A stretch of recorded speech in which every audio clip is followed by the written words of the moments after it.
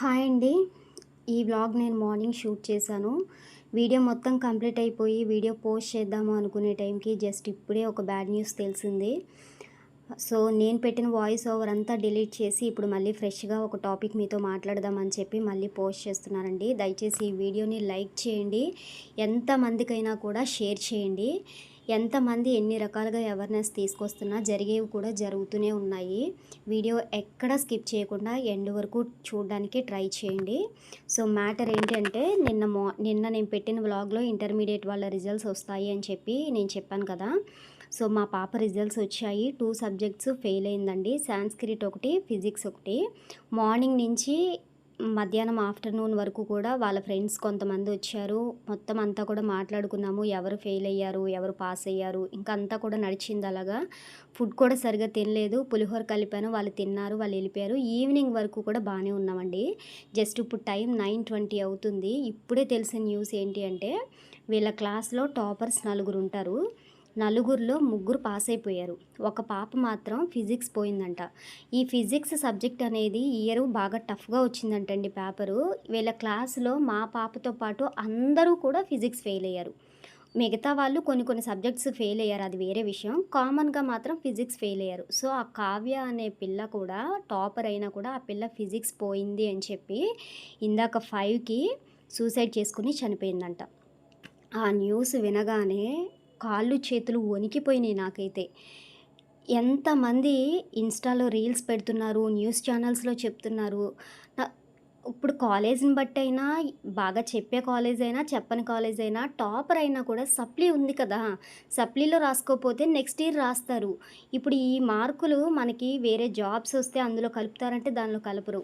వేరే బెటర్ ఎడ్యుకేషన్‌కి ఏమన్నా కలుపుతారంటే దేనికి కలపరు. ఇప్పుడు 100కి 100 వచ్చినా కూడా ఆ మార్కులు అసలు ఆఫ్టర్ ఆల్ కింద తీసుకోవాలి. జస్ట్ ఇంటర్ చదివామా లేదా అంతే. అంత దానికి ఫెయిల్ అయ్యారు అంటే, ఆ పాప ఎందుకు డిప్రెషన్‌లోకెళ్ళింది? ఆ పిల్లనైతే నేను చూడలేదండి ఇయర్ మొత్తంలో. కానీ ఇందాకడ మాట్లాడుకుంటున్నప్పుడు మాత్రం కావ్య ఫెయిల్ అయిందా అని చెప్పి మా అమ్మాయితో సహా మొత్తం వాళ్ళ ఫ్రెండ్స్ అందరూ కూడా షాక్ అయ్యారు. పేరెంట్స్ కూడా కొంచెం మోటివేట్ చేసుండాలి. వాళ్ళ పరిస్థితులు ఏంటి అనేది కూడా నాకు తెలీదు. ఇక్కడ మేము విజయవాడలో ఉంటాము. ఆర్ఆర్‌పేటలో అంట పాప ఇల్లు. సో, వెళ్లి చూడడానికి కూడా నాకు ధైర్యం సరిపోవట్లేదు. ఈ వీడియోని ఎంత వీలైతే అంత లైక్ చేయండి, షేర్ చేయండండి.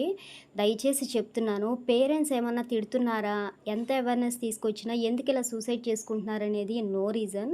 మా అమ్మాయి విషయానికొస్తే ఆల్రెడీ వీళ్ళ కాలేజ్‌లో జరిగిన సిట్యుయేషన్ ఏంటి అంటే, అకాడమిక్ ఇయర్ స్టార్ట్ అయిన దగ్గర నుంచి ఒక ఫిజిక్స్ లెక్చరర్ ఉన్నారు. ఆవిడ కన్సీవ్ అయ్యారని చెప్పి మెటర్నిటీ లీవ్ కింద వెళ్ళిపోయారనమాట లీవ్ పెట్టి.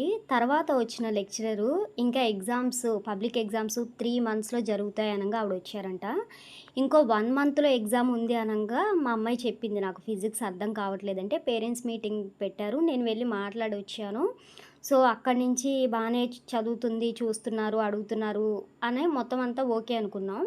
ఎగ్జామ్స్ అన్నీ అయిపోయిన తర్వాత రిజల్ట్స్ దగ్గర పడుతున్నాయి అనంగా మొన్న చెప్పిందనమాట డౌట్‌గా ఉంది అని. It's okay. ఏం పర్లేదు సప్లీ రాసుకోవచ్చు లేదా నెక్స్ట్ ఇయర్ అయినా రాసుకుందాం అని నేను చెప్పాను. మార్నింగ్ రిజల్ట్స్ రాగానే నాకు ఉండాలనిపించట్లేదని మా అమ్మాయి గూడా అనింది. నేను అటు కొట్టలేను, ఇటు తిట్టలేను, వాళ్ళ డ్యాడీ లేరు. ఆ పిల్లకి ఎలా చెప్పాలనేది కూడా నాకు అర్థం కాలేదు. మార్నింగ్ అంతా నేను ఆ పిల్లతోనే ఉన్నాను. ఇంక ఇవ్వాళే కింద పోర్షన్‌లో బాబు ఉంటాడు కదా! వాళ్ళతో పాటు ఎళ్ళిందనమాట. వాళ్ళ ఫ్రెండ్స్ వచ్చారు. వాళ్ళకి 2 సబ్జెక్ట్స్ పోయినాయి. ఒక అమ్మాయికి 4 పోయినాయి. వాళ్ళంతా బానే ఉన్నారు. సప్లీకి వాళ్ళు రెడీ అవుతున్నారు.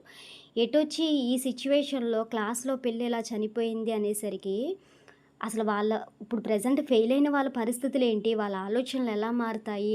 చనిపోయిన వాళ్ళ పిల్ల పేరెంట్స్ పరిస్థితి ఏంటనేది నాకు అర్థం కావట్లేదు. పేరెంట్స్ ఎవ్వరు కూడా పక్కనే ఉండండండి. ఫెయిల్ అయిన పిల్లలకి కొంచెం వాళ్ళు సప్లీ రాసేంత వరకన్నా కూడా వాళ్ళని మోటివేట్ చేస్తూ ఉండండి. ఒకవేళ సప్లీ పోయినా కూడా నెక్స్ట్ ఇయర్ రాసుకోవచ్చు అని చెప్పండి. ఎందుకంటే పిల్లల భవిష్యత్తు కన్నా కూడా చదువులు ఎక్కువ కాదు. తెలివిగల పిల్లలకి చదువు ఉన్నా లేకపోయినా వాళ్ళకి ఎలా బ్రతకాలో నేర్పించాలి గానీ ఎలా డీమోట్ చేయాలి అనేది మాటల ద్వారా డిప్రెషన్‌లోకి వెళ్ళేలాగా చేయకూడదనేది it's my opinion. So, what is what ఏంటి అనేది రేపు నేను కాలేజ్‌కి వెళ్తే గానీ నాకు తెలీదు. ఈ వీడియోని నేను వాయిస్ ఓవర్‌లో చెప్పాలనుకున్నది ఏంటంటే, ఎంతమంది ఎంత అవేర్‌నెస్ తీసుకొచ్చినా జరిగేయి జరుగుతానే ఉన్నాయి. సో, పేరెంట్స్‌కి మాత్రం లైఫ్ టైమ్ ఏడుస్తూ కూర్చునే పరిస్థితి మాత్రం ఎవ్వరికీ తీసుకురావద్దు. ప్రెజెంట్ పాస్ అయిన వాళ్ళకి congratulations, all the best for your bright future అండి. తప్పిన వాళ్ళకు మాత్రం ఖచ్చితంగా ఇంకో 1 మంత్‌లో సప్లీ ఉంటుంది, రాయండి. అందులో కూడా ఫెయిల్ అయితే ఏం పర్లేదు. నెక్స్ట్ ఇయర్ కూడా రాసుకోవచ్చు. నెక్స్ట్ ఇయర్ అయినా కూడా ట్రై చేయండి. మన సచిన్ టెండూల్కర్ 10థ్ ఫెయిల్ అయ్యాడు. మీరు 10థ్ పాస్ అయ్యారు కదా! అబ్దుల్ కలాం ఇట్లా చాలామందున్నారు. వాళ్ళనైనా కూడా తీసుకోండి. డిప్రెషన్‌లోకి అస్సలెళ్ళొద్దు. పాడైపోవడానికైనా, బాగుపడడానికైనా ఇదే రైట్ ఏజ్ కాబట్టి, మీరు రాంగ్ స్టెప్ వేస్తే ఇక్కడితో లైఫ్ పోతుంది. అదే మీరు పాస్ అయ్యి సప్లీలో ఫెయిల్ అయితే నెక్స్ట్ ఇయర్ పాస్ అవుతారు. ఆ నెక్స్ట్ ఇయర్ పాస్ అవుతారు. అంతేగాని ఈ బొంగులో మార్కుల గురించి సూసైడ్ చేసుకుని పేరెంట్స్‌ని ఏడిపిస్తూ మీరు పైకెళ్ళిపోయి ఏదో సాధించేద్దాము అన్న లెక్కలో సూసైడ్స్ మాత్రం చేసుకోమాకండండి. డెఫినెట్‌గా చదివే పిల్లలకి కాబట్టి బాధ ఉంటుంది. అందుకే సూసైడ్ చేసుకున్నారు. ఇలాంటి ఆలోచనలు కూడా వద్దు. డిప్రెషన్ అనేది ఎలా అన్నా రావచ్చు. ఇప్పుడు ఆ పిల్ల చేసుకుంది అంటే చదువుతుంది కాబట్టి చేసుకుంది అన్న టాక్ అయితే వస్తుంది. కానీ పక్కన పిల్లలు పాస్ అయ్యారు. వాళ్ళ ముగ్గురు ఫ్రెండ్స్ టాపర్స్‌లో పాస్ అయ్యారు. నా పరువు పోతుంది రేపొద్దున వెళ్తే. క్లాస్‌లో అందరూ ఫెయిల్ అయ్యారు కదా! అట్‌లీస్ట్ అదన్నా ఆలోచించి ఉండాల్సింది ఆ పిల్ల. ఇంకా ఎలా మాట్లాడాలి అనేది కూడా మనం చెప్పడానికి లేదనమాట. వాళ్ళకున్న ఏజ్‌ని బట్టి ఆ టైంకి వాళ్ళు ఎలా డిసైడ్ చేసుకుంటే అలా డిసైడ్ చేసుకుంటారు. అందుకే చెప్తున్నాను పేరెంట్స్ దగ్గరే ఉండండి. వాళ్ళని మోటివేట్ చేస్తూ ఉండండి. సో, ఈ వీడియోని ఇక్కడితో ఎండ్ చేస్తున్నానండి. వీడియోని ఎండ్ వరకు చూసిన వాళ్ళకి థ్యాంక్ యూ సో మచ్. వీడియోని లైక్ చేయండి. ఖచ్చితంగా ఈ వీడియోని షేర్ చేయండి మీ ఫ్రెండ్స్ అండ్ ఫ్యామిలీ మెంబర్స్‌కి. మళ్ళీ నెక్స్ట్ వీడియోతో మళ్ళీ కలుద్దాం. By by.